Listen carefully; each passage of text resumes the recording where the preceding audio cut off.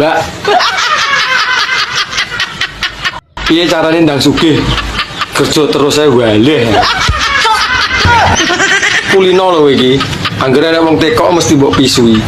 Nganti waleh aku mbok pisui. Nom-noman apa kowe iki? Heh?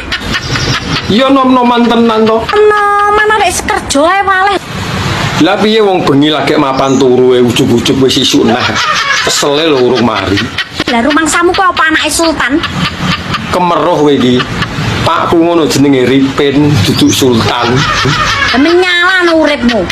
Lah rumangsamu geni ngono kok piye kok menyala. Amput. Ping pira kowe enek misuh? Kabeh ki yo jenenge kerja ku yo kudu dinikmati. Kowe jan ora bersyukur kowe dadi manungsa. Aku yo tak nikmati, tapi kok ora sugih-sugih. Tak omongno. Kowe ngerti gak? Urip iki memang kesel. Lah kowe yo ngerti ngono lho. Tapi memang kudu diimbangi. Diimbangi mencintai sak kelone, ciu sak trambole. Ya ora. Kok saya ngeladrah ngono ta omongan. Uripmu ki ben enek senine. Ya kerja ya rekoso. Lah nek trimo rekoso wis kek dhisik. Dapuranmu kaya anake sultan ae, Cuk.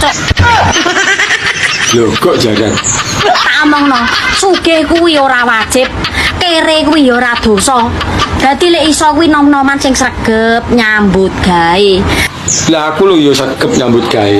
Direwangi sikil neng ndas ning sikil.